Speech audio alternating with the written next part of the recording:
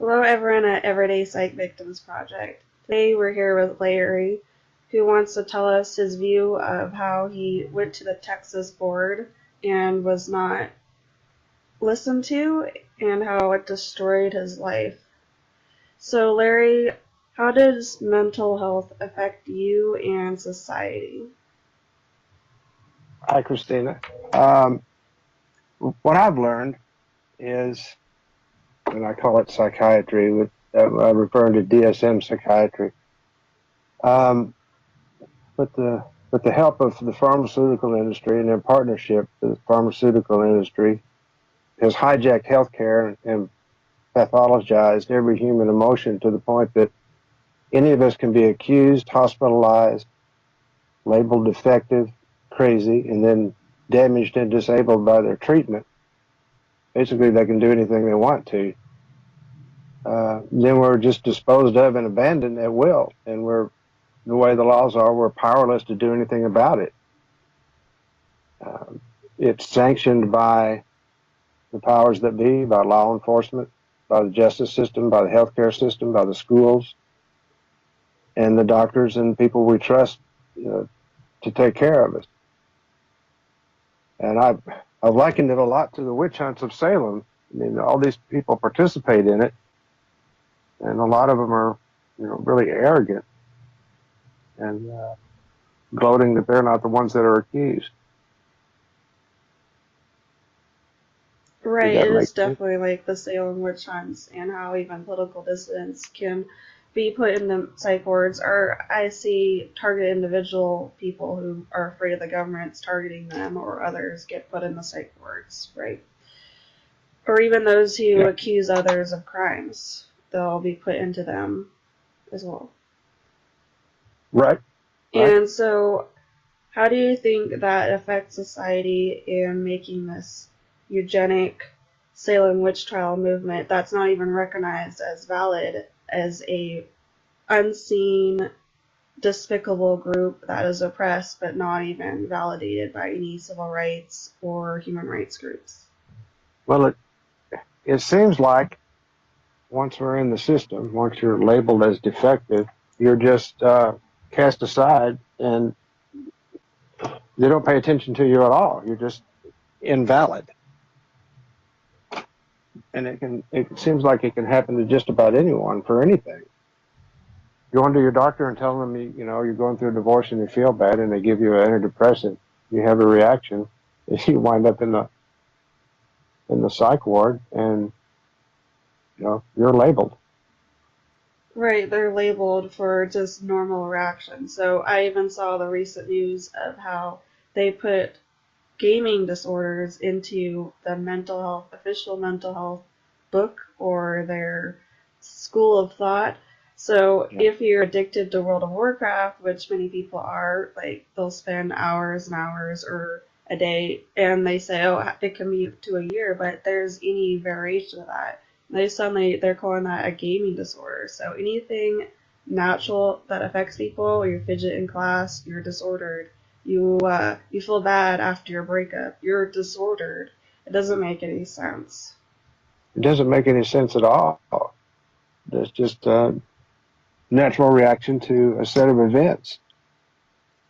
Right, and so how does your story of psych victimization, how would that affect, they turn everything into a disorder. Right, and so can you tell us your story of psych victimization and how the mental health industry or psychiatry affected you negatively, one time even putting you on 12 different drugs throughout the span of everything, and even confusing fibromyalgia with another and giving you psych drugs for that? Is that what you were saying? Yes. Basically, I was ill. I was injured. I was in a lot of pain. I did what we're told to do. I went to my family doctor for help, and he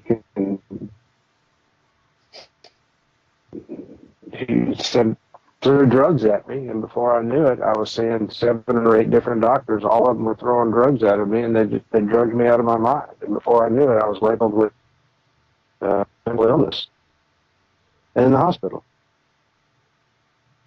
and it was all due to a physical illness. I've seen this happen to so many people. The basic Western medicine model, you go, it's their complaint. They're trained to reach into the tool bag, which is pills, medication, and give you something to treat that symptom.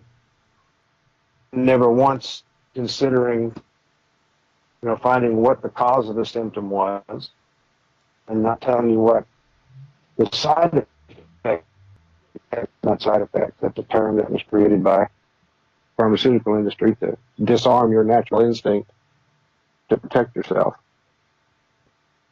And I see that happen to so many people nowadays. The same thing happened to my dad. None of us understood what was going on at the time. He was ill. He was injured. He was in pain. He went to the doctor. He had some surgeries. They did know what was wrong with him at first. He had some surgeries. He had a reaction. He got a little depressed. He was in pain. He realized he wasn't going to be able to work in the capacity that he wanted to work to provide for his family. So they gave him an antidepressant. He had a reaction to that, and their opinion was, oh, now, look, he's got a mental illness that surfaced because of all of this. Never once considering that the symptoms that he had were just a reaction to the antidepressants that they put him on. And it was downhill from there. For the next 30 years, they treated him, and the more they treated him, the worse he got. They basically tortured him for 30 years until he died. And he died thinking that he was ill. They told him his brain was broken. That's the words that they used back then, broken brain. And it's sad. I mean, now that I know what happened, it makes me cry because I know what kind of man he really was. There was nothing wrong with his brain. There was nothing wrong with him, except for what they did to him. And I see this happening over and over again with other people that I know. And there doesn't seem to be any safety net in place for us. We're ignored by the justice system. We're ignored by lawmakers. We're ignored by anybody that you want to reach out to help for. That's one of the things that I was so dismayed over, is that every time I reached out for help, I got nothing. When I realized what had happened, that the drugs were the problem, and I reached out for help, I got nothing. Basically just on your own. And I'm sure you hear lots of stories like that too. Right. There are endless amount of stories of people, even just you see on that Speak Against Psychiatry group on Facebook, is that people would continually try to report to different organizations, health departments, and I also tried to report to health departments and always come back with unsubstantiated complaint, or they'll complain to try to talk to politicians or little petitions online or different groups, and it was totally, completely ignored as invalid, oppressed, because some kind of huge, massive organization that was fueled by the, World Federation for Mental Health, which apparently talks to the UN and has since the 1940s, at least, trying to control this world in this strange paradigm of what normal thoughts or freedom of thought is then put into these disorder boxes and twisted around into something negative. Exactly. I didn't want to, and I don't believe in large conspiracy theories, but it appears to me that the pharmaceutical industry has kind of led the way and used psychiatry or mental health or whatever you want to call it as a tool to basically control healthcare, mental health groups of people, and control attitudes of people. Do you see that too? Definitely, it's definitely a control attitude. It's like how they are attacking politicians such as like Trump, or whether it's the conservatives calling liberals mentally ill. They try to, change people's viewpoints that they disagree with. Oh, you see it all the time, people calling each other crazy, or, oh, you don't like mental health, then maybe you need mental health because you just don't like it. You must need help. Yeah. You see it Yeah, all the time. yeah. But it seems like they got a foothold, and they basically control or have their fingers in just about everything. And from what I can tell, it's for money, for greed. Right, they are literally in everything. And if you read, I was just reading recently a mental hygiene speech by Reese, who was in Britain in 1940. He gave a speech to the National Council for Mental Health, and he was saying you needed to use totalitarian strategy for a fifth column activity, which is very strange to me. It makes me keep thinking like Third Reich. What is that? I don't Yeah, know. And then saying to control the schools, government, law, medicine, and even churches or religion, to go into every single detail. And if you look today, it's literally in almost every single text you read, they'll put psychology in it. Or every single, even in shows or TV, you'll see it happen. And it's just completely invasive. And it was called mental hygiene, and I didn't even know that either, but I always felt like I was brainwashing anyways, but it's mental hygiene, and they changed that word apparently, I think between the 70s or 80s, somewhere around there. They changed it to mental health, so now it's even more confusing to our generation or other generations what it actually is. And it's yes, increasingly larger and larger, millions and millions of people. yes. It's a very, very effective control mechanism, and I don't know how it's going to be hard to attack, uh, but the awareness, raising awareness with things like what you're doing is our best start, is our best shot to get started. The more people that are aware of it, I think the better chance we have of changing something. Right. Everyday Psych Victims Project, the whole point is to get people's stories out there. So it's actually inspired from another everyday project, but they're on a different level, I guess, different level politically. So they'll actually sometimes post pro mental things, but we're totally against that. So it was Everyday Psych Victims Project, but if you look on there, it's just a bunch of stories, but so I thought of that for psych victims because we're not validated. Our stories are even worse than that because at least that's recognized. But psych victims aren't recognized at all. It's just a completely oppressed group that no one looks at, and how it's just exploited and controlled and everything with this false idea that you have to put emotions or natural reactions to horrible events, survival instincts. We are like animals in some ways. It's suddenly a disorder. Now they're even drugging animals as well. But yes, they're literally into every profit, like medical trafficking.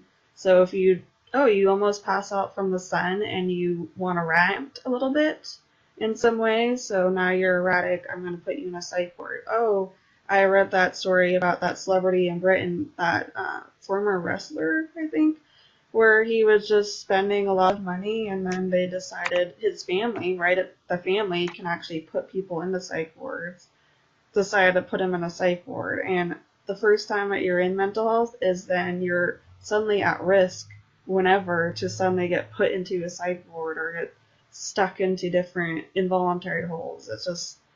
It doesn't make sense, and then no one recognizes it because they're so much in this belief, this mindset that people need this mental health that's not mental hygiene anymore. So you need that well-being, and you'll even see it on their well-being. It's not well-being, it's just a natural reaction. And so stories like yours and others should hopefully come together and get a cohesive movement where we can actually get a lobby, which would be best, and really join together and put out this information that people don't hear about because they just hear the marketing. Exactly. And it's been the marketing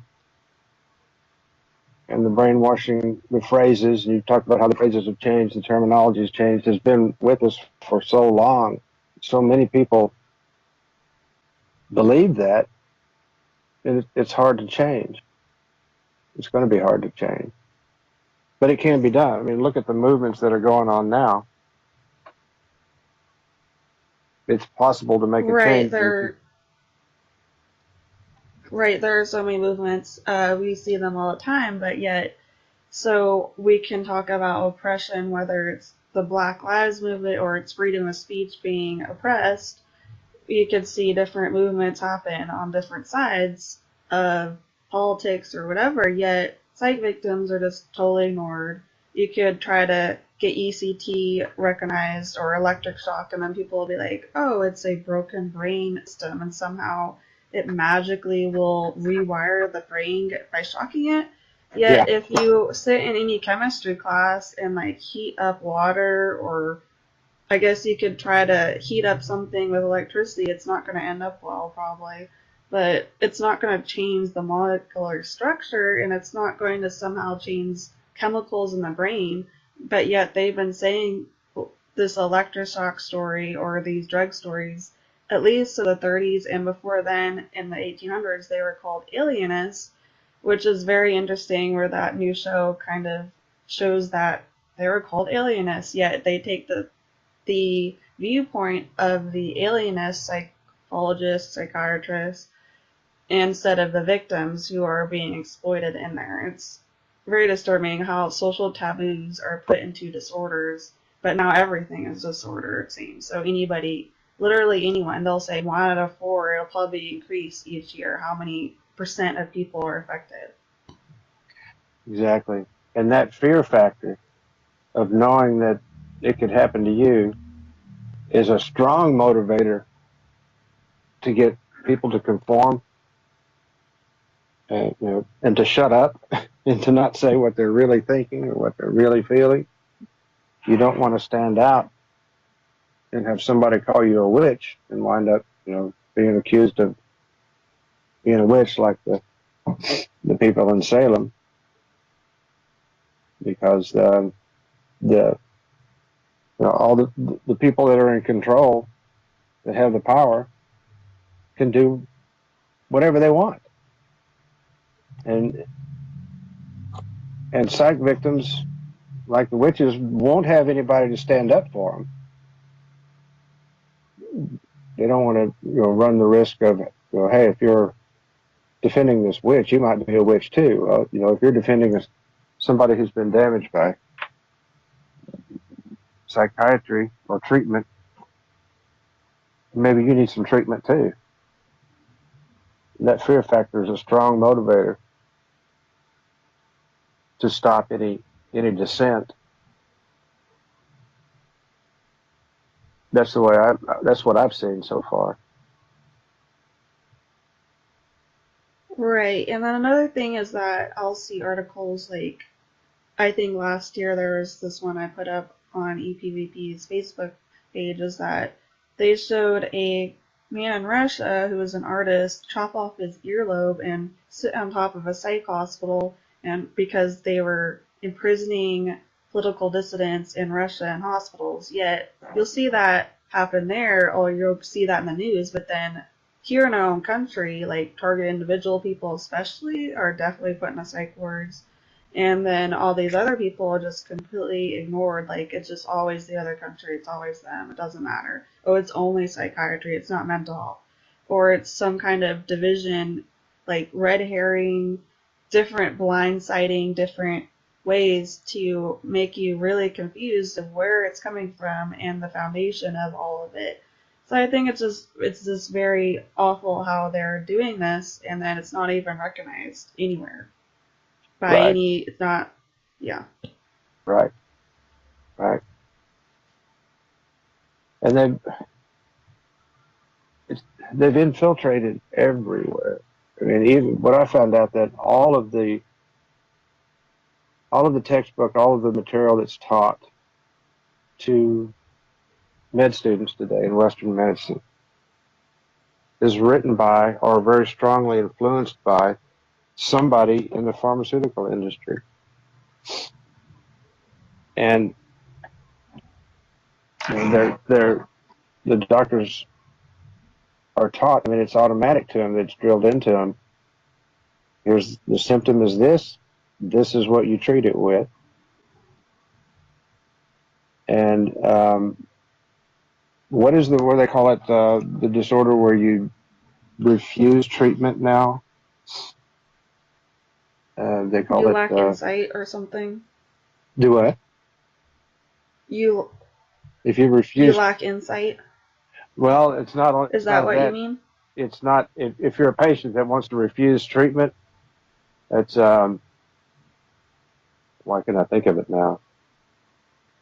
You're dissenting. You're like a kid who won't obey. Oh, oppositional defiant disorder. Do you Opposition. mean that one?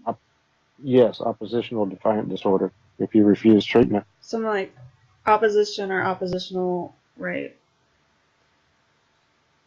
like Yeah, it's just if you're anti-authority, then you have a disorder. Though I haven't actually seen that used, but sometimes I guess the deeper that people get into the system, they seem to start getting those personality disorder nonsense things and these other disorders that you don't usually hear, and then people are a little more on the edges of it. I yeah, guess they get the different ones, these so-called disorders.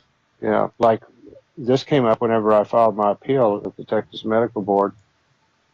I had quit seeing the psychiatrist because he was killing me, basically. And they said, well, you didn't finish your treatment. So how can you say it didn't work? You didn't finish. I said, no, I didn't finish because he was killing me with treatment. I'm not going to go back to see him. I said, well, you're oppositional and you didn't finish your treatment. So therefore you're wrong. Yeah, Just that's abandoned. completely wrong. They don't even allow you to make free choice and choose who you want Right. to see or make your own decision as a victim, consumer, or patient. They have this flipped model where it's just the authority who knows everything, and then the so-called lay people don't know anything. Yet they go into this, they've completely taken over the courts and the medical system to completely say that this is the way it is, that's it. And if you don't, then you must just be very creative, or, well, you're not called creative, you're called mentally ill, or you're crazy, or this or that. Even that old Apple advertisement were saying the crazy ones want to change the world. Well, it's not crazy, yet they're saying it's crazy. It's not crazy to think differently or anything, yet it's completely in this whole idea of society where everything is now different, is now you can be put in a psych ward. Oh, you even read like a different music artists were somehow put on the ADHD drugs, and you're like, why is that happening? Yet they're very talented, and it's great to have activity or dance or anything. It's just very odd, and it's very very pervasive, and how they have the schools as well go into the schools and diagnose people, have them go to counselors, and then from the counselors they go from the counseling center to psych wards, and then from psych wards they can start going to involuntary holds and long-term amount of drugs, which you will hopefully explain, will affect people in a bad way, and then they can't think, they can't concentrate, or the worst effects and the physical lifelong effects often, and they'll say, oh, it's just you, it's so rare, it's only like 0.05% of people. Yet it's not like that at all. It's far greater how many effects these chemicals do to your body. I mean, if you mix chemicals together, you could have a very bad reaction even if you're in a chemistry lab. So I don't anyways, so what is your story of how it affected you and then it made you act out as a different person? Okay, get back to the story. I went to my family doctor because I was in a lot of pain and I was struggling and wanted to know what was wrong. Instead of trying to find what was wrong, he basically just gave me drugs to treat my symptoms, and I just hoped that I would be okay and just keep going. Uh, I'd seen a lot of doctors and had a lot of prescriptions by this point. My family doctor diagnosed me with fibromyalgia, which is basically a symptom. You're in pain all over because something is wrong.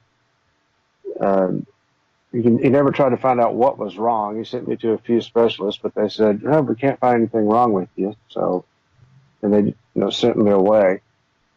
But along the way, I started feeling pretty had a lot of despair. I was tired. I started to get depressed, and I mentioned to my doctor, look, I'm pretty depressed. Things are not looking good for me physically. I can't find out what's wrong with me. So he gave me an antidepressant on top of the other drugs I was already taking. I had a reaction to that. It wasn't good. I started, my thoughts and my behaviors became really erratic, which is not like me at all. I didn't drink. I didn't smoke at that point, and then suddenly I had this strong urge to drink. Where did this come from? And I started drinking, and then things got really bad then, because once I started drinking, I couldn't stop, and that was not like me. He said, okay, well, I'm not comfortable giving you these psych meds, so he sent me to a psychiatrist, and I thought that was a good idea. I went to see the psychiatrist, and after one visit and no tests whatsoever, he didn't even pull the records from my other doctors. He didn't even pull my medical records. He just talked to me and my wife. Added 3 more drugs to the ones I was taking. And then the wheels really came off. I became somebody that I was not at all. And I was really anxious. I was agitated, angry, abusive, and wound up, well, in a year and a half's time, they finally did diagnose me. I had autoimmune arthritis, and started treating me for that, which was more drugs. But they weren't aware of how far the disease had progressed. It's one that affected my spine and shoulders. I started having partial paralysis in my right arm and my right leg. And I had MRIs, and they said, well, we can see some damage, but you're really not that bad. And I finally saw one neurosurgeon who listened to me, and he ordered a CT myelogram, and he said, oh, okay, I see the problem. You're really messed up. We're going to schedule for surgery right now. I had 13 herniated discs. 5 of them were completely gone and had been gone for quite a while. Pieces of disc were lodged next to my spinal cord and putting pressure on my cord. That's why the signals weren't getting to my arms and legs. That's why I was losing.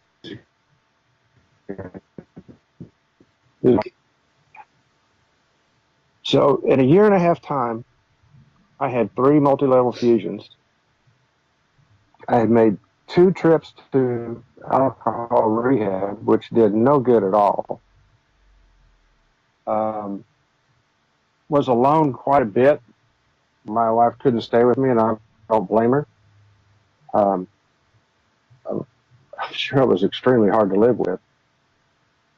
And basically was in a fight for my life. I didn't consciously know it, my subconscious knew it. And it was like I was in full battle mode all the time. I could not figure out what was wrong with me. Nobody could tell me why I was acting that way. It just kept saying, calm down, don't do this, don't drink, don't act that way. And that's what I wanted to do, but I couldn't. No matter how hard I tried, I was not in control of what I was doing.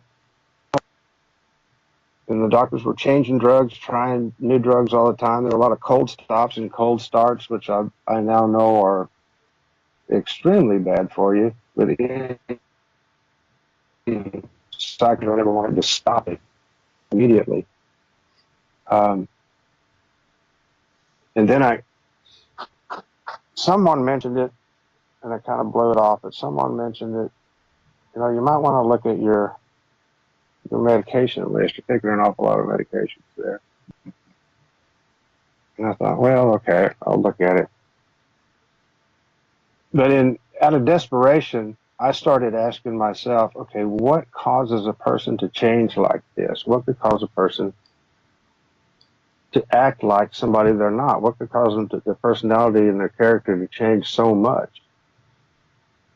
And I started researching, and I found illness can, injury can, inflammation. I had a lot of inflammation from the autoimmune disease, pain, chronic pain.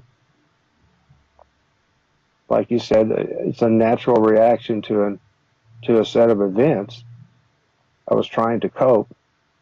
All those things cause behavior change. And then I ran across drugs, prescription drugs, cause behavior change. It's something I'd never really heard before. And we'd always heard that side effects, might be you might be irritable, you might think about suicide, you might be a little impulsive, but these are all mild and rare. That's what we're all told, right? They're mild and rare, they really don't happen, and you can control it. Well, that's just not true. I couldn't control it. And this kept coming up over and over again in all of my research. Prescription drugs cause impulsiveness, anger, aggression, violence, suicide, fear, anxiety, akathisia. And this word akathisia kept coming up, but I'd never heard it before. What is that? I read it. It says internal torture, feeling uncomfortable in your own skin, trying to, reaching out for alcohol or any other substance to try to, to get yourself to feel better, restlessness, outbursts of anger, reckless behavior, change of character. I had never heard of that before. But that was exactly what I was experiencing. Everything I was reading about these side effects was what I was experiencing. And I thought about it for a minute. And one of the things I would do when I was really struggling is I would just scream at the top of my lungs until I passed out. And then a lot of times I would wake up screaming, realizing I had been screaming in my unconscious state until I woke up, and would just do it again until I, just keep going until I passed out again. And this might go on for days. And I said, that sounds like akathisia. That's what that is. I think different people may have a different response, but that's what my response was, or one of them. But no one had said anything to me about these side effects or these effects. So I went back to my primary care doctor with my list of medications. I carried my list of medications to every doctor appointment that I went to, and I had a lot of doctor's appointments over those 4-year period, almost 5 years. That's what we're told to do. Bring your medication list, show it to your doctor. So I took it to him, but this time I specifically asked him, I said, look, I'm having a lot of trouble. Would you look at this? Because I've read some things. Would you look at my medication list and tell me what you think? And I handed it to him, and he turned and he started reading it, and he started shaking. I noticed the paper shaking in his hand. He got really nervous after about 10 seconds. And he started breathing hard. And he said, in a really panicky voice, he said, who prescribed all of this? You can't take all these drugs together. This is lethal. Serotonin syndrome. He said, you have to stop. You have to stop now. I had never heard of serotonin syndrome. I didn't know what it was at the time. And he checked off 5 of the drugs that I was on. I was on 12 or 14 at the time. And he said, stop now, stop today. He checked off Cymbalta, Lyrica, Tramadol, Trileptal, and Ambrx, and stopped. And sent me away with no other instruction than that, except come back in a month. And if you have trouble between now and then, give me a call. But that's the only instruction he gave me, was just stop and come back.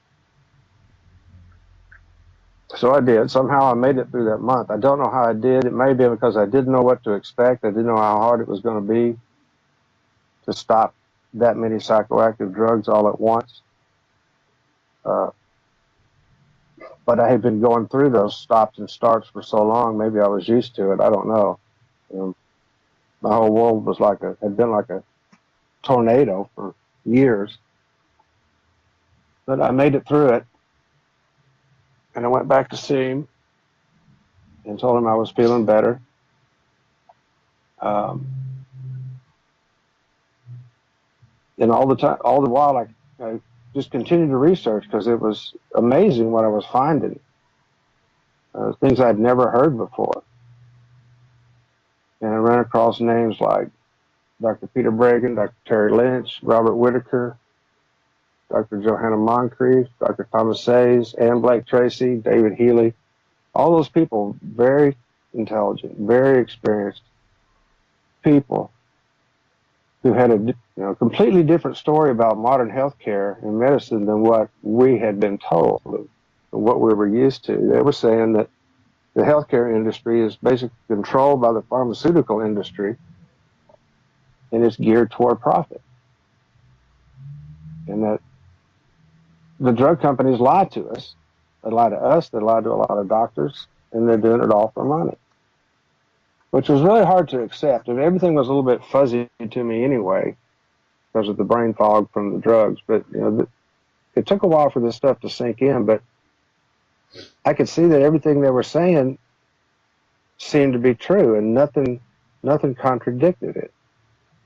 Just like all of the symptoms that I had when I was taking the drugs, and I was reading these effects, and it matched exactly what had happened to me, and nothing contradicted it. So I realized it had to be true. And they had evidence to back it up. They had peer-reviewed studies, published work that had been looked over by all of their peers and accepted as truth. And they had hundreds of them and thousands of them. They had proof to back up what they were saying. Basically, that we had all been duped for profit, and there was a really big problem in modern healthcare, and it had to do with prescription drugs in the pharmaceutical industry. So what I did was, just to make sure for myself, I wanted to make sure that I was right. Did the drugs actually do all this? So I made a timeline of events on a piece of paper. Physically took a pencil and paper and made a timeline of events. What I did, what was going on at the time, and then I went and pulled my prescription records from the pharmacies where I had them filled, and placed every drug on there, when it was changed, when I started taking it. And remember, I was taking all of my drugs as prescribed. I wasn't doing anything my doctors weren't telling me to do. I was taking everything as prescribed. And I compared my behavior and my mood on the timeline to the drugs, when they were added, when they were stopped, when they were changed, when the dose was changed, and found out that it was a match. Every bit of what I experienced was in black and white, and sometimes red and yellow, the warnings, on the information that came with the prescriptions. And there wasn't any contradictions. So to convince myself, that's what I did. And the timeline helped convince me that, yes, it was the medications. So I decided to get off of the rest of the drugs. I quit one at a time, one every month, which I know is not the right way to do it, but I thought it was more important to get off the medication than it was to wean off of them. So I did it. I got off of them. And after 6 or 7 months, I realized that I had changed a lot. I was more like my old self. And one of the things I noticed is I woke up one day and said, you know what? I haven't had a drink in weeks. I hadn't even thought about it. With no effort on my part, no thought whatsoever, I just stopped drinking, which was a relief, a huge relief. So then I had heard of a few pharmacists who were very careful about medication. The one I kind of befriended, he was in Florida, and I sent my drug list, the one I was on, the one that I had given to my family care doctor, the one he saw in panic. I sent it to him, and he wrote back, sent me back a large envelope full of papers that had several pages of all of the major drug interaction warnings that existed with my list of medications, including 5 for serotonin syndrome. These were major drug interaction warnings. 5 for serotonin syndrome, 7 for blackouts and seizures, several warnings about suicide and just death, just keeling over dead. So I went back to my pharmacists, the ones who had filled my prescriptions, and asked them, hey, when I'm filling these prescriptions, did you see a problem with the medications? At first they said no, and I said, well, would you look at it again? One of them, or a couple of them did this actually, pulled out their smartphone and started looking them up. I said, oh yeah, I see you've got duplicates here. You're taking several drugs off of the same thing. You didn't need to take all of those. I said, do you see anything else? Well, no, not really, was their general attitude. So I handed one of them this letter that I had gotten from a pharmacist in Florida. And I said, well, look at this. This is what another pharmacist says about it. Look at all the major drug interaction warnings. And they said, well, yeah, I can see that there would be a problem there. And I asked, well, why didn't you tell me? Why didn't you warn me when you were filling my prescriptions?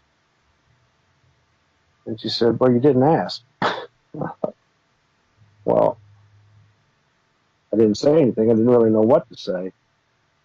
I thought that was their job. I thought they had a duty to warn. I thought your pharmacist was supposed to watch out for you if you were taking medications that had interaction warnings with other medications. But apparently the attitude is your doctor prescribed it, so they must think it's okay. And that's a pervasive attitude, it seems like, in all of healthcare today. Whenever I showed my medication list to all of my doctors, they would look at it and set it aside and not say anything about it. And I continue to do that. Each time I went to a doctor, I would take my list and ask them, hey, did you see a problem with my list? And one doctor in particular, I actually liked this guy. He was a pretty good doctor. He was treating me for the autoimmune disease, using a lot of natural remedies instead of drugs. And I asked him, I said, hey, 5 or 6 months ago, last time I was in to see you, and I handed you my medication list, did you notice anything with it? He said, yeah, I did. I wondered why you were alive, and I couldn't believe that you were standing in front of me having a conversation with me. I said, well, why didn't you say something? He said, well, I can get into a lot of trouble, legal trouble, talking about the prescribing habits of other doctors. That was another one of those wow moments. I didn't know what to say, so I didn't say anything. I just thought to myself, your doctor won't warn you, even if your life's in danger, for fear of legal trouble. Well, now I was starting to get the picture of what was going on, vaguely getting the picture of what was going on. that there's a lot of fear in everybody in the medical industry. There's a lot of fear about upsetting the current model. Now, they may treat you a little different, but they don't really say anything to you about what other doctors are doing for fear that they'll get in trouble. Kind of like the witch hunts again, you know. You don't want to be accused of being a witch. You don't want to be accused of being a troublemaker. They might wreck your career. Right, definitely. Right, definitely. As I learned as a pre-nursing student, too, that whole fear thing is very pervasive, not only regarding drugs, but I don't know, they teach this fear thing, like even just, oh, they'll say, oh, you can't give CPR to people who, when you're not on work because you get sued, and that's ridiculous to me how they're doing this. Like the whole thing, they're supposed to want people who want to help other people go into the field, right? Yeah. Instead, you get people who just want the money or the prestige, or they're very, very conformist. Because the more conformist you are and the less emotional you are, probably the more successful you'll be, because it just they'll do all that fear, and then they'll also like make mini complaints like, oh, you have to look at nude people, or you have to watch people dying, and it's just normal, and to be all like oh, it's the cycle, and not ever want to change anything. I just think that is very pervasive throughout the whole medical field, and they put mental health in there. They just added Psych to the MCAT in 2015, which the MCAT is for medical admissions in America, right? So they're getting any more pervasive in places like Cedars-Sinai Hospital. They don't even have a psych ward, yet they still have psychiatrists and mental health technicians go in there. So it doesn't even matter. Psych is literally in every single field in medicine now. Like, you'll have your primary care physician, such as yours, go and refer you to psych drugs or psychiatrists. So it's just more and more pervasive, and the conformity view is very, very true. Yes, I've started to see that. There was a lot of fear. Another thing, before I got my pain under control and started getting better, I had made 2 trips to the emergency room for pain. It was so bad, I was like, okay, this has got to end one way or another, and I really don't want to die right now. So I called somebody to take me to the emergency room. Both times, while I was in there, after they kind of got me calmed down and got some pain meds in me, they sent what they called a social worker in to talk to me. What I now know that person was a scout for the treatment hospitals, the alcohol and drug abuse treatment hospitals. They're asking questions, and at the time I really didn't catch on what they were doing. Do you drink? Do you use drugs? Have you ever done this? Have you ever done that? And then it would come up, well, you have insurance. You can go to a treatment facility and get help with that. They were scouts for the alcohol and drug treatment centers, which are actually psych hospitals, is what they are. Because the first doctor you see when you go in there is a psychiatrist. Have you run into that yet? Have you ever heard that? Oh yeah. I didn't even know that before until I became a psych victim, right? Because logically it makes no sense to me, because logically, yes, a chemical is going to affect you. Yes, you want to make whatever is happening in your life go away, or maybe you just want to have fun, and that addictive chemical, you keep doing it. So why is it being called a mental disorder or something? It's totally the chemical. It's not the person, really, often, well, almost always. But and then they want to put them into psych hospitals. And I just thought that was so strange, because I saw that it's right next to the regular unit. They'll have the psych unit, and then they'll have the substance abuse unit, and oftentimes what they'll do is they'll put the people on the other drugs just on the psych drugs, right? So then they're just substituting one drug for another one. Exactly. Well, you'll see a lot of it. Yeah, it doesn't even. it doesn't make logical sense, and I don't know, at least from someone who was anti-psych anyways before, but it just, of course it happens, and so they're really, really putting it all into this huge umbrella that is just an endless system to not get out of. Exactly. Exactly. Getting back to my story and more on the fear thing, I had run across David Healy's site, rxisk.org, and on there they have what's called a risk report. You can put your drug name in, and it's a little test. You answer questions. Which effects did you have when you started this drug? Did you stop the drug? What happened when you stopped it? Anyway, it gives you a grade on the probability that that drug caused your so-called side effects. And I did it for several of the medications I was on. One of them was Lyrica, and it came back a 9 out of 10 probability that Lyrica had caused the effects that I had. And it says on the, David Healy suggests, take this drug to your doctor and ask them what they think about it. Do they think this is true? Do they think this is likely what happened? And ask them to sign it if they would. I don't remember what the reason for the signature was. I think it's just collecting data, how many doctors agree. So I took it back to my primary care doctor on the next visit. I was seeing him monthly again now. And I handed it to him, and I explained this is a little risk report, a little test I took about Lyrica. What do you think about it? Do you think Lyrica could have caused these symptoms, these side effects that I had? And he looked at it and he asked me, what is this? I've never seen anything like this before. And I explained it to him again briefly. And he started asking me, are you going to sue me? What is this? You're going to file some kind of a lawsuit? And I said, no, I'm not going to sue you or anybody. I just wanted to know if you agreed that Lyrica could cause these side effects. And he was real nervous. And he dropped the paper on the desk and would not pick it back up. He would not pick that paper back up. He just kept staring at it and asking me what it was, and asking me if I was going to sue him. And I finally convinced him, no, doc, I'm not going to sue you. I'm not going to sue anybody.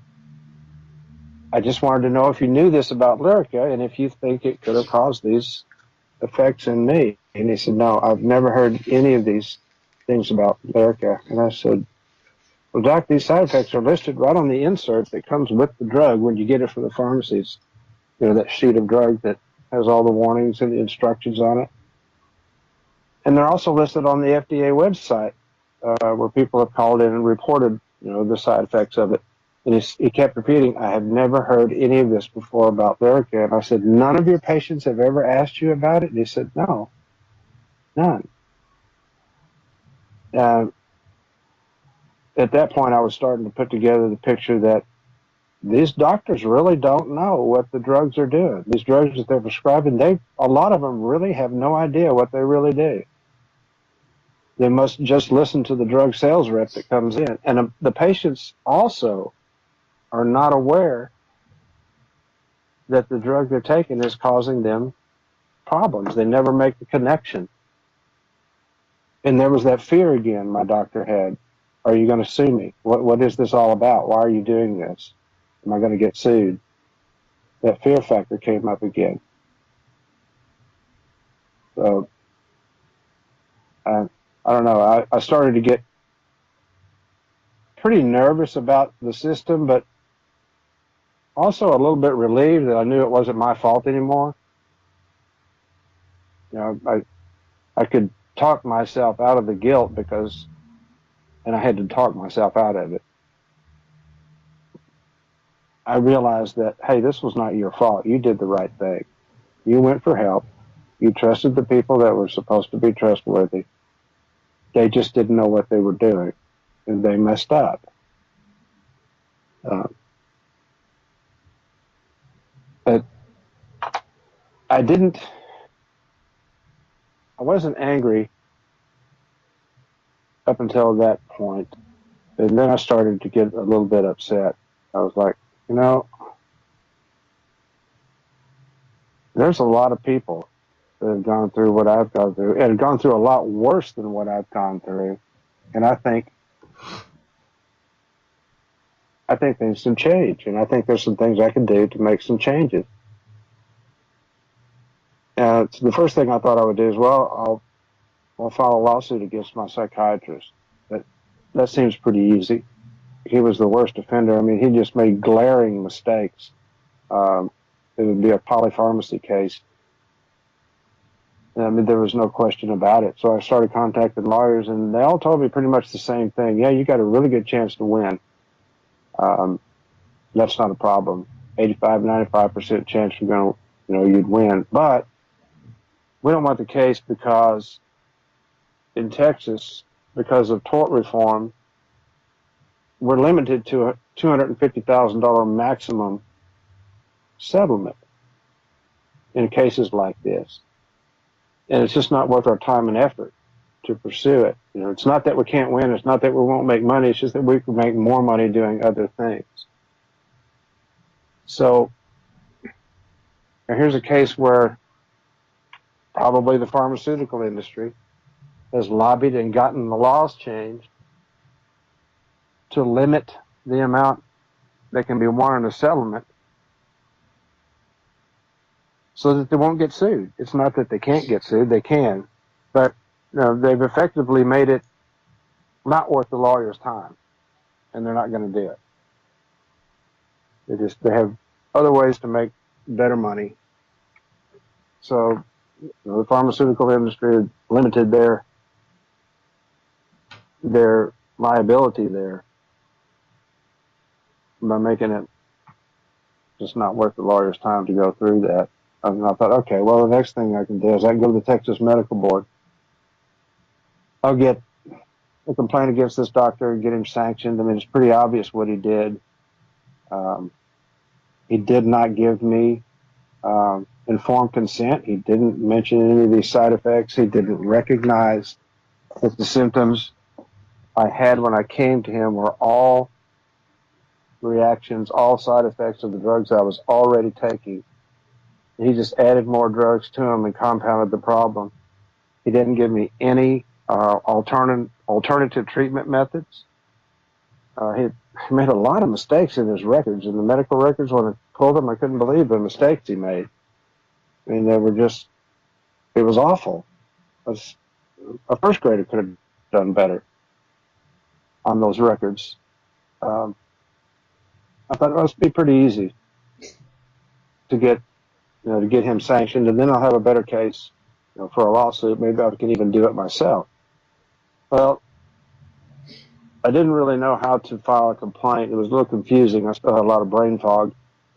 But I found that CCHR, Citizens Commission for Human Rights, based in Austin, Texas, where the medical board is, would help me do it. So they kind of steered me through the process of filing a complaint. And I did. I filed a complaint, got a letter back. I think 90 days later, they declined to take action. Not enough evidence. Okay, I called CCHR. I said, look, you can appeal. We'll show you how to do the appeal. I'll even show up with you at the hearing. You'll have to go down there for the hearing, and I'll show up with you to give you moral support. So we did that.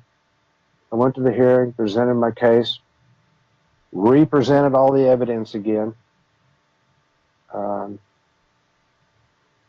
listened to some pretty silly questioning while I was in there. They asked me silly questions.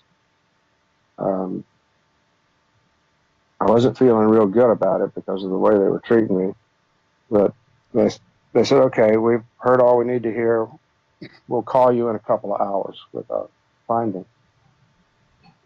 We went and had lunch, and they called, and they said, well, we don't have enough clear evidence to take any sanctions against this doctor. And I thought, how could it not be clear? I mean, it was in his own writing in the medical records. It couldn't be any more clear than what it was. And I realized they're just not going to do anything. They are not going to sanction one of their own because the medical board is made up of doctors. And I remember feeling so much frustration. I was like, I can't even get validation from any authority that anyone did anything wrong. I felt just, abandoned again, helpless. So I dropped it at that point. I didn't know what else to do. I ran out of options. I didn't know what else to do. I had nowhere else to go. Right, there's that whole idea of that they almost have their own world, the healthcare people. Like you get so surrounded with these ideas of what you're supposed to know and a totally different structure, what you're supposed to do, but it's almost like a different world than lay people. And so they have Yes. this view, right, they have this view that what they're taught is the truth no matter what, and they're not question anything. Like it's total memorization and not making any of your own ideas and taking orders and whatever is going on. I mean, of course, there are researchers, but a lot of the researchers sometimes they can't get their research done because maybe an ethics board, but then they'll blame the ethics board. But that's not that either. Obviously, there's no ethics board stopping the big pharmaceutical companies from doing their research. That's on like Right. schools or something. They're your ethics board. Right. But yeah, there's this entire view that they never do anything wrong and it's the person who's wrong, and it's very toxic viewpoint, like lay people. You never heard that word before, maybe, or some people maybe they haven't, and it's just there's over 500,000 deaths supposedly a year from medical mistakes, yet they have Yes. this complete view that what they're taught to believe and memorize and know, because the more memorization conformity you do, the more successful you can be. So they just don't have this view to look at the person as a person or be personal. So they're supposed to be like disassociate themselves from their own emotions, and then they're now giving out drugs to also disassociate you from your emotions. That's what it Yes. looks like to me.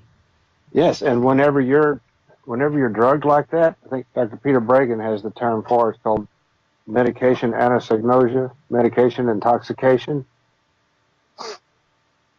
You've got a lot of brain fog. You can't connect the dots. You don't even realize that it's the medication that's doing that to you. And it puts you at a great disadvantage. You're disassociated from yourself. And it's really easy when you're talking to an authority like the medical board or a doctor or anyone for them to say something that makes you feel guilty or wrong, like what you just said. You're the layperson. How can you know anything? How do you know what's going on in your own mind? You start to question yourself, and you feel helpless, and you start thinking, well, maybe it is me. Maybe there is something wrong with me. And it stops you in your tracks from taking any more action. It happened to me all the time. And every time I would try to do something, every time I stuck my head up, it was like getting kicked in the teeth. So I just quit sticking my head up. I didn't know what else to do. I was tired of getting Right, kicked in the there's that teeth. there's that phase where you might go in and be like, maybe you're anti-psych before, or skeptical, or maybe you believe or not, and then suddenly you're in this phase where they start to try to make you think there's something wrong with you when you don't think there's anything wrong with you, and then you start wondering, is there something wrong with you? And then there's that whole low period of Yes, where you think maybe there's something wrong. Yeah. gaslighting is what it's called. They start to question you, and you start to question yourself. Maybe there is something wrong. Another thing that happened is because of my behavior, I wound up in court several times as a defendant. And every time, especially this one time, I brought all of my evidence and all my information. I had gathered a lot, because of trying to file the lawsuit, the research that I had done and trying to file the complaint. I had a lot of evidence. I would bring it to my attorney and say, look, it was the medications. It wasn't me. It was the medications. And they would say, look, the judge thinks that the medicines are good, that they're helpful. You can't bring this up in court, because if you do, one of two things are going to happen. One, you're going to make the judge angry and they're going to punish you harder. Or two, they're going to say, oh, okay, well, now you're crazy because of the drugs, and they're going to stick you in a psych hospital. And that scared the shit out of me. I did not want to go back to the hospital. And it shut me down. You know, it stopped me from even bringing it up in the courtroom, even though it was the truth. And this one attorney even told me, she said, we had a death in the family. It was a suicide. And we know that it was because of the antidepressant, but we can't do anything about it. So I know what you're saying. I know that you're telling the truth, but you can't do that. You can't bring that up in court. You'll be shooting yourself in the foot or worse. The whole system, the entire system is set up so that once you're labeled, once you're damaged and once you're labeled, there's nothing you can do about it. Nothing that I can find. Right, yeah, there's this entire view, right? There is that view of that. Well, hopefully we'll change that so you can do something. But yeah, there's that entire stop, dead end block where they think you can't think in a new way to change things. Or, like maybe someone could lose their gun rights. Well, it's for life, apparently, federally, and then yet they'll have another side claim, oh, anybody can get a gun. No, not if you're involuntarily held.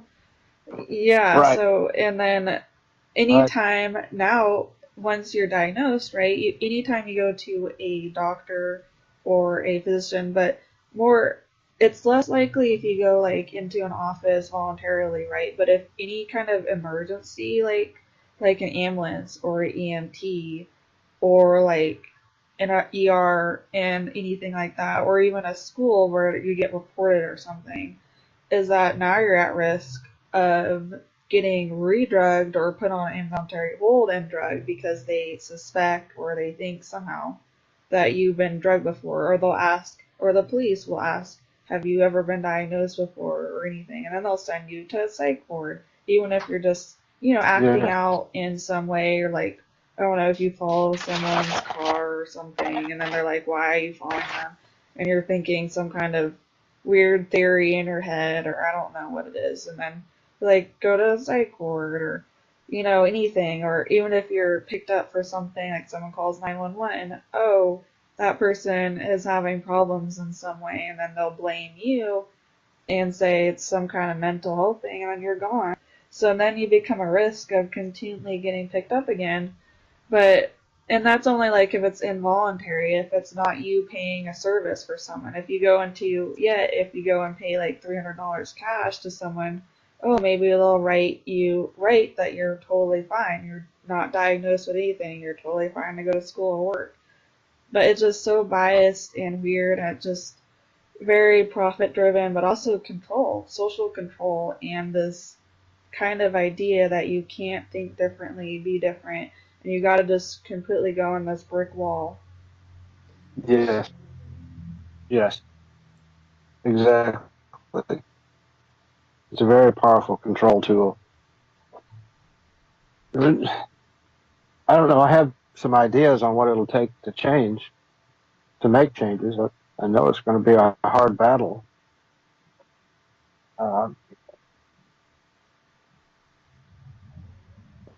Right. Well, with an organization, I know that the CCHR, like I remember going to them as well, as I told you, but they only go on the same points. They never go beyond. They seem to focus more on the professionals, and they tell you to report to their system, but then a lot of times they'll be like, I can't find the system, or they'll even deny you and say, let's say you report someone in the ER, like the ERs can be the most terrible places to go on a psych hold, right? But then because they're not an official mental health doctor or official psych ward, then they'll be like, oh, we won't do anything against that person, like that ER or those people or anything, because it's not a behavioral hospital. And that's just total BS, because as we know, as time goes on, more primary care physicians, and I never had one, which is probably a good thing. Probably another reason why I was not ever in the system Right. for like a long time, but is that, yeah, it's in every single system. They add psych to the MCAT. They added this, they added it in here, and it just gets more and more and more controlling. And so they don't do anything beyond that, and they don't interview victims like you. Will take complete victim view. They also don't go into the political view, though of course, maybe a worker like in Austin, you probably will say something like, oh, they could do this towards certain racial groups or people who are different. But anyways, which actually historically they did some of that as well. But I'm just saying they don't go further, and they'll say, we do all this lawsuits, and then you don't really see anything happening. Yeah, I Um, I noticed that. yeah. It was real And then, strange. yeah.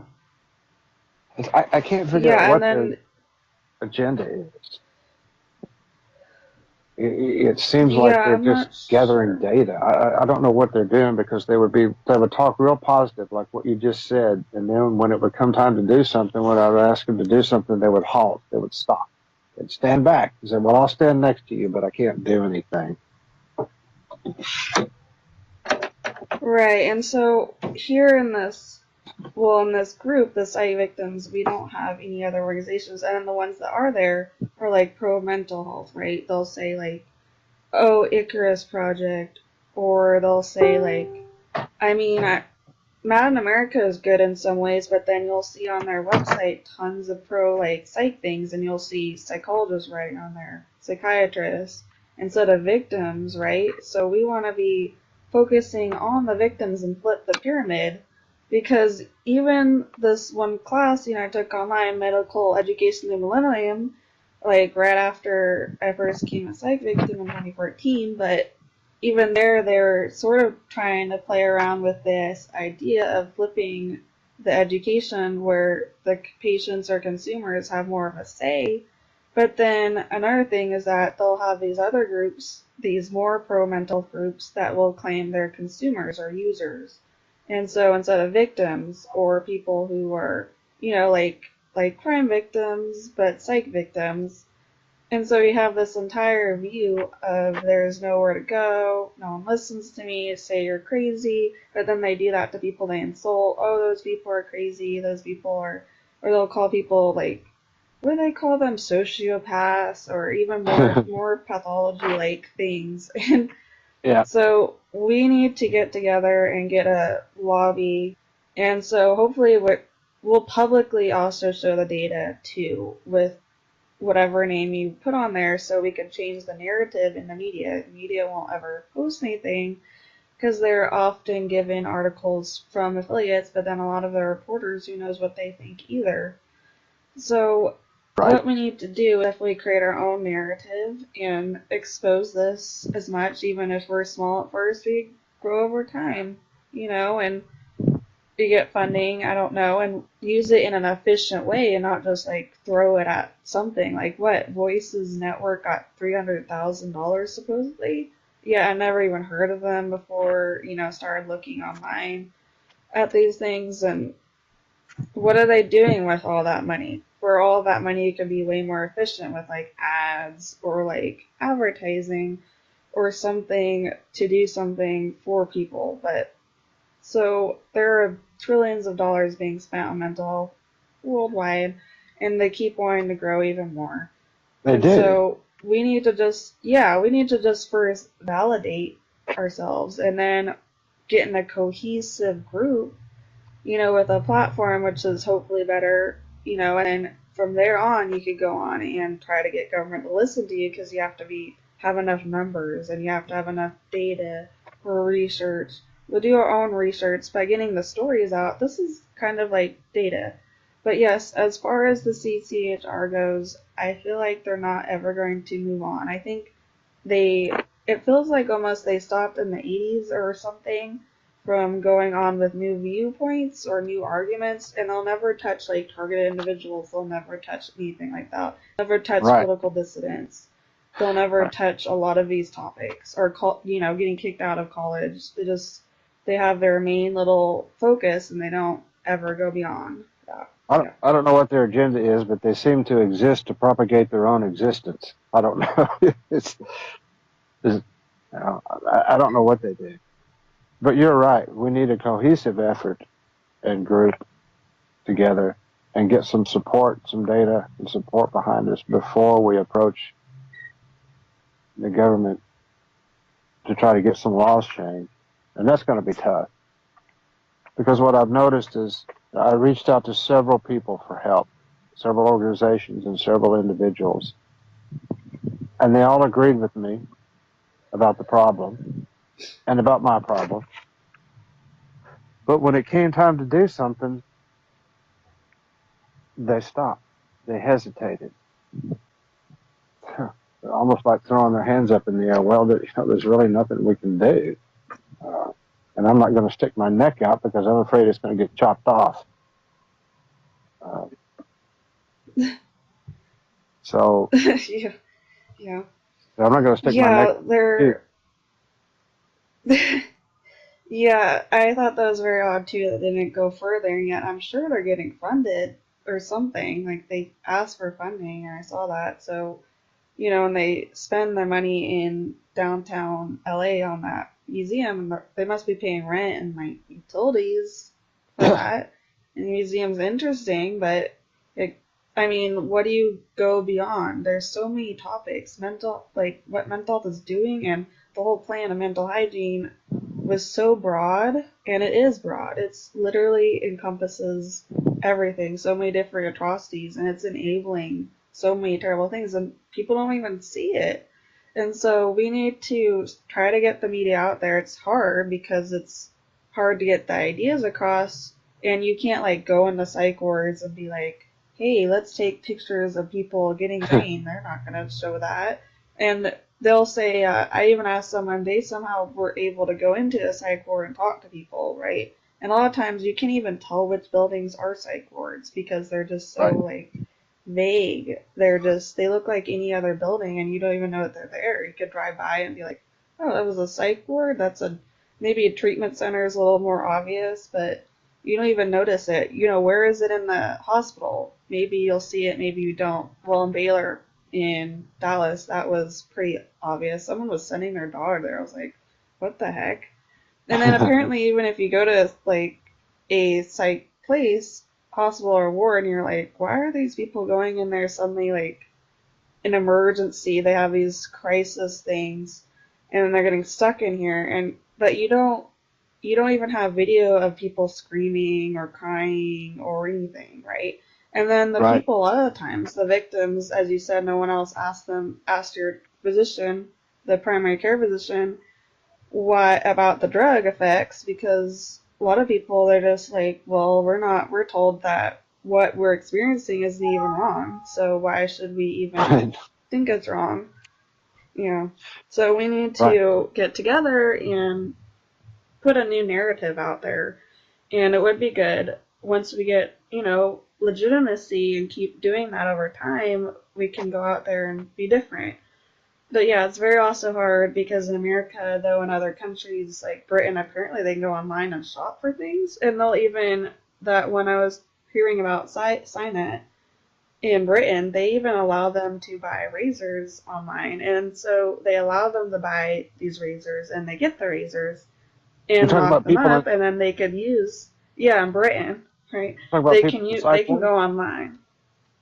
Yeah, in psych wards, you can't even use the internet, and you can't call people very easily. Often they'll have the nurse calling out, and they'll dial. They require you to give the number to them. Anyways, it's very restrictive, so you can't even get this view across, and so it's just very invisible. It's like these invisible oppression, which is the worst oppression. It is invisible. And you mentioned media, and the good thing about the internet and social media and all the things we're doing and what you're doing with this internet show is that the public controlled media can't control us. They can't control what you're doing. And a lot of people say, well, you're just preaching to the choir. You're just talking to people who have been affected. And that's true. We are. But other people are going to pick it up too. People who know somebody who's been a victim of psych, it's going to get out there. The message is going to get out there. So we need people to keep talking. We need people to keep calling in and telling their story. And we need to keep putting it out there on the web as much as possible so as many people hear it. And eventually it's going to click. It's going to start clicking with people. I think it will. You know, until the movement gets started, it may take a little while to get some traction and get the numbers up high enough. But again, look at some of the movements that are going now. People that started coming out and talking, and people that started, you know, grouping together and gathering support. And another thing we need support from people who are not victims themselves, but other people who haven't been psyched yet, who see the problem and say, yeah, you need to listen to these people. They're not invalid. What they're saying is true. They're not crazy. That we need people who haven't been discounted yet because they were labeled, you know, and stuck in a psych ward somewhere, or given a diagnosis, or given an antidepressant. Even that nowadays, that's on your record. Just the fact that you took an antidepressant is enough to discredit you. Does that make sense?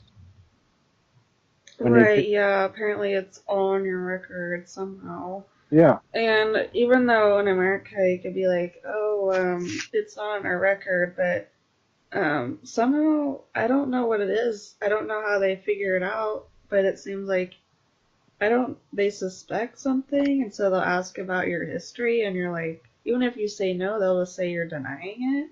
Yeah. But it's just very odd. And then apparently in other countries, like the National Health System in Britain, they keep all of it on record forever in their big, huge database. Here, at least, we have some stuff on paper, and it doesn't go from one place to the other. But somehow, I don't know if they know or they suspect. And of course, if you go on an involuntary hold, well, you're in that gun database where you can't get guns or like other weapons or anything. And well, we have the electronic medical record system over here. Are you still there? Oh, in Texas you do? Oh, in the United States, it's all your records are electronically now. Every doctor that I go to has their own portal where you can go get your records for all of your visits and everything that was talked about and everything that was done. And now they're encouraging you to connect, you know, like my primary care physician is encouraging me to connect to all of the other doctors that I see. Connect your portal so we can share all the information. It's all electronically stored now. It's all out there in the cloud.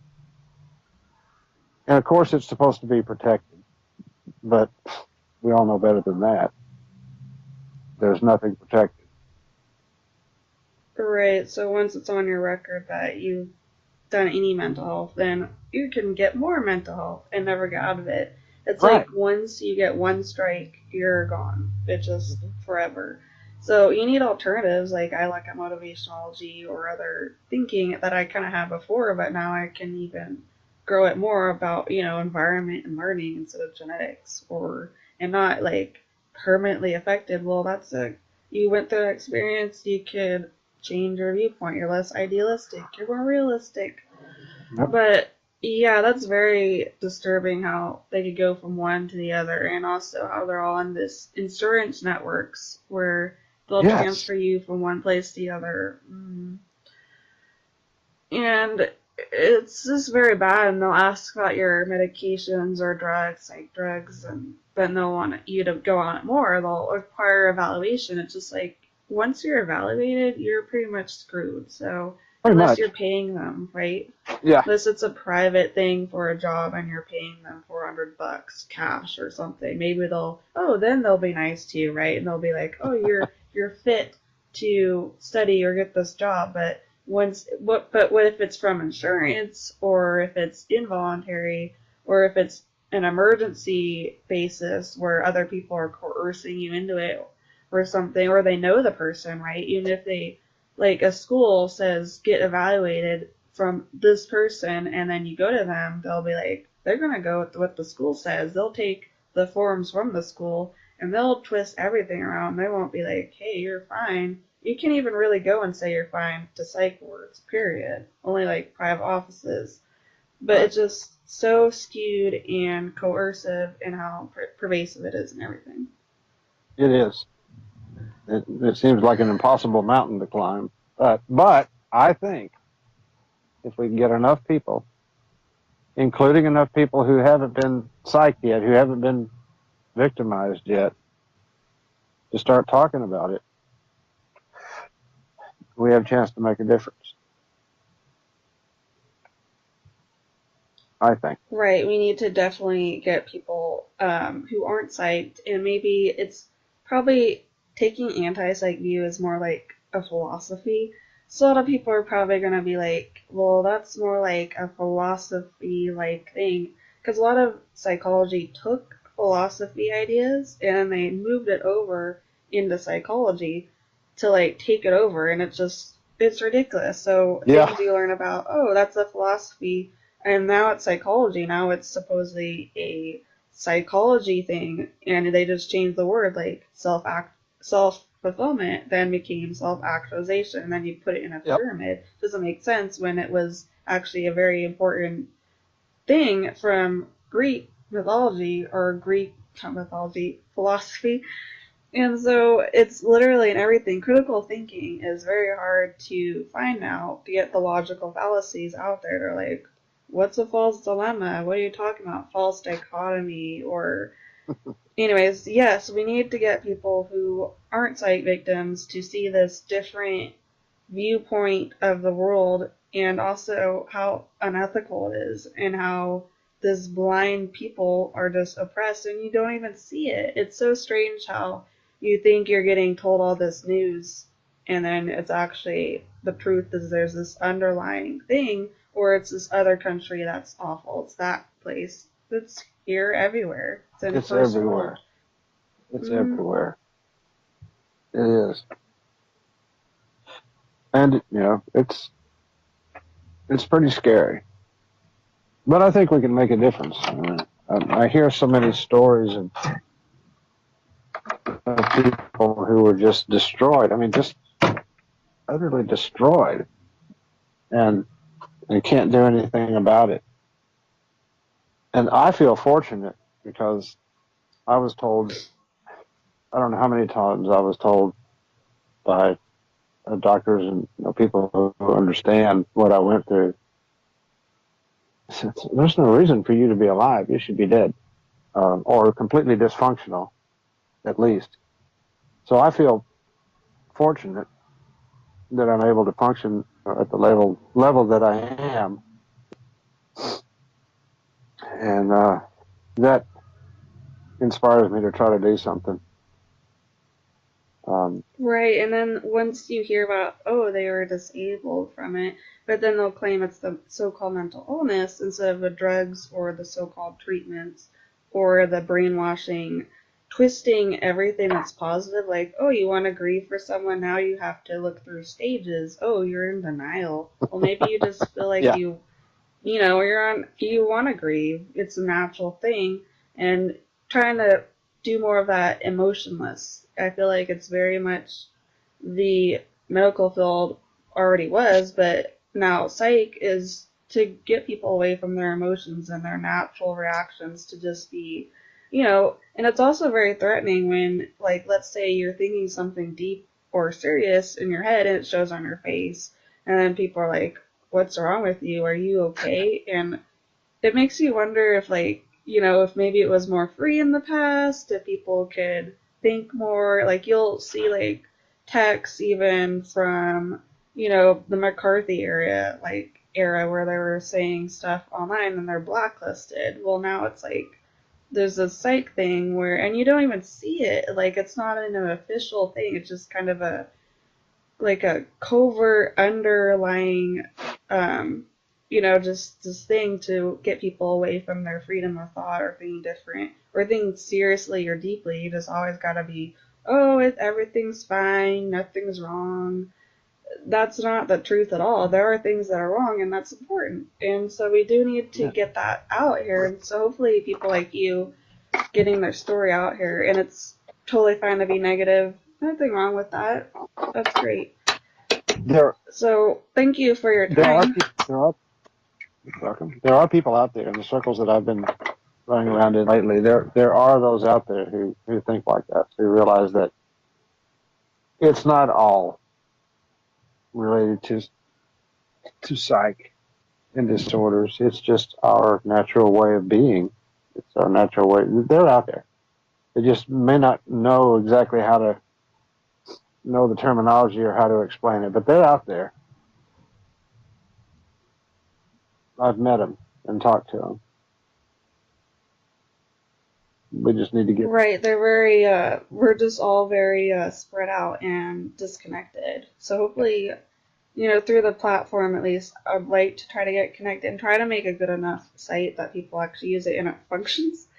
But yeah, if connecting, sometimes I've even heard, fall semester, I heard someone say they hated psychology, and I think they were a former veteran or something. They're trying to say, I just read one fourth of them, so-called PTSD. They made this new thing. Everyone's obsessed with that term, right? yeah. Because they think it's okay, but it's actually pathologizing your normal reaction to something, right? So they're trying to make a disorder and put you on more psych. So people think, oh, it's this ideal thing to get called that, and it's not. So now you have all this happening, and we're just so spread out, and then you'll have someone immediately say to that person who wants to think different, like, oh, you gotta be poor mental health, and blah blah, I'm doing this research or this thing with school or blah blah, or whatever it is, well-being, or what do you do if people are like want to die or something. They somehow don't think that they can actually self-determinationally affect someone to not die either. Like, you just encourage them, you praise them, you see the problem, you get reasons for it and change it.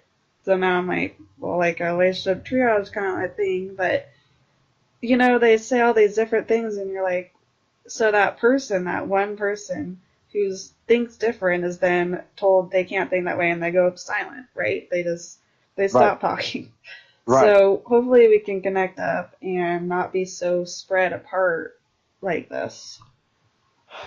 Right. Hopefully we can. And so keep doing what you're doing.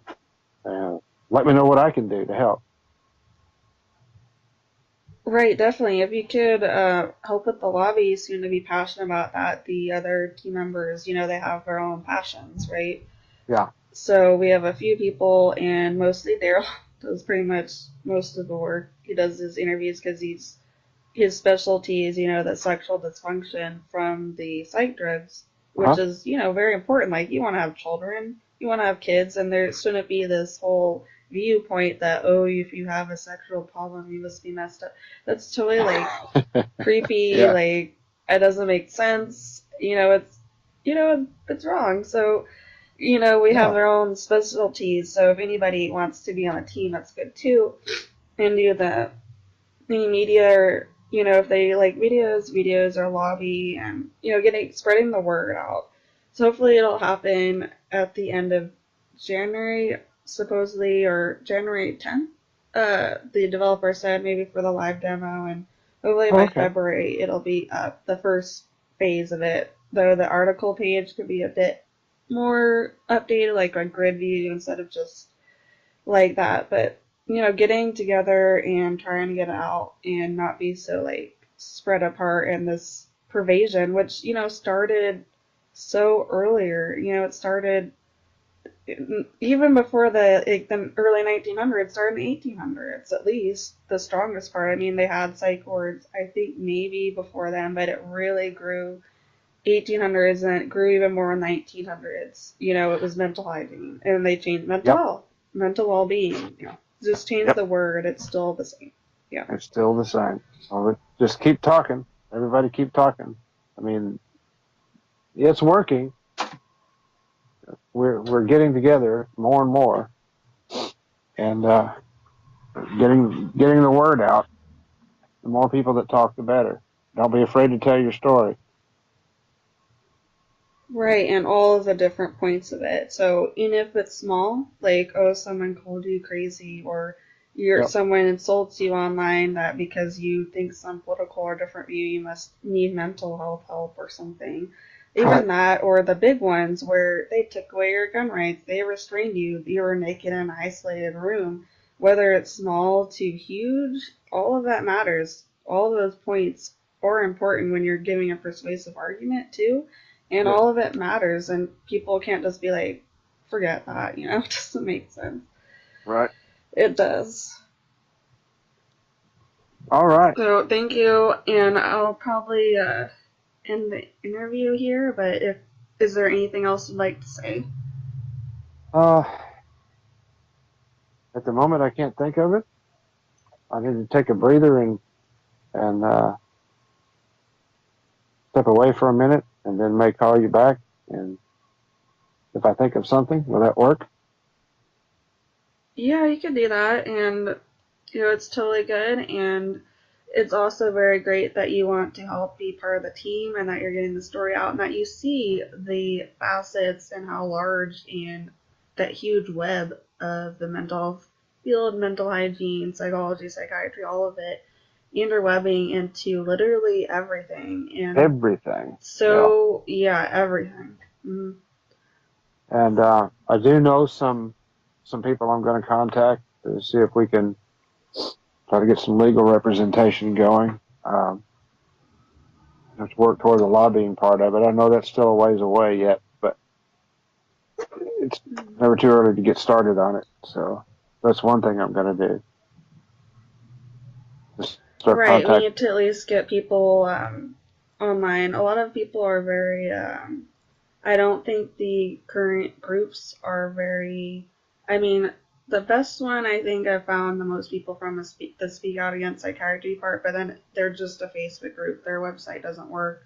They Right. sometimes meet, I guess, in London, but other than that, like, I'll email. I asked my Mad in America. I sent them an email. Oh, can I put EPVP on your website? And no one answered. Like, I remember when I was a victim too. I emailed them and no answer. So, or you'll email Mind Freedom and then they'll be like, oh, we here ask Psych rights, and then you'll go and ask Psych rights, and then Psych rights will be like, they're in Alaska. We don't have money, and there's nothing you can do about it. So then you'll go from one to the other, and then nothing to do, right? Or they'll the CHR will say, go try this circle or something in Texas, right? And then apparently they'll say, we'll charge $10,000 just to start, and then we only do it for those who actually die or it's severe, right? Well, you don't want to get to the part of severe, and how do you prove severe? Because if you even stop Right. death, right, it's your own fault, it's not theirs. So it doesn't Yep. even, and you don't want to go to that point. So even if you are, there's no one to even back you up, right? Probably you don't have the support, because a lot of people who do get put in these places, they don't have the relative support of people who are skeptics a lot of times. So now you're in this another dead end. Well, no one listens to you, or they'll say contact the Brazilian Center because you're kicked out of school or college, and then you'll email them and no reply, or they'll put you'll read an article, oh, it's people call them every day saying they're kicked out of college and you didn't even know this is happening. They'll just say it's your fault regardless. So we need to get this view that's, not this victim blaming view, and get out there. And anything that you do is great, and to try to make it more cohesive, and it's not easy, especially on string budget, but it's fine once we get out there. It's efficient. It's not easy. And you were talking about one thing that I've noticed, that each one of these groups, each one of these organizations seems to exist and stand alone by itself and resist grouping together. And I can't understand that. What's the reasoning on that? Yeah, I agree with that too. I wondered that. I think it was year at least. But, when I first started seeing them around, it was 2014, so it was like 3 years ago. I first became a psych victim, and then I started, like, I freaked out. Like, it didn't make sense to me, and I started, it just got worse. And, but yeah, a lot of them, they don't want to work with each other, but it makes sense. We are also standalone because, frankly, we're not like, yes, anti-psychiatry, but then they'll say they're consumers, or they'll talk about mental health reform instead of like overthrowing the system or getting rid of it in a Uh-huh. different view. So, of course, we're not like, go ahead, do what you want with those groups. That's great, but we need to look at every point and bring even more people into it, like target individuals stuff. But a lot of that can be very controversial or political. They're attacking politics, or they're attacking people for religion, or they're, college people, they exist, or people who are not even foster kids. Well, they say that a lot, right? But then they don't show what to do, get alternatives, something. So hopefully we'll get together and we'll do something. And there is change coming. It just might be slow, and it takes planning and the right strategy. So we could do Right. this, definitely. Thank you so much for getting your story out here. We can. Thank you, Christina. Talk to you soon.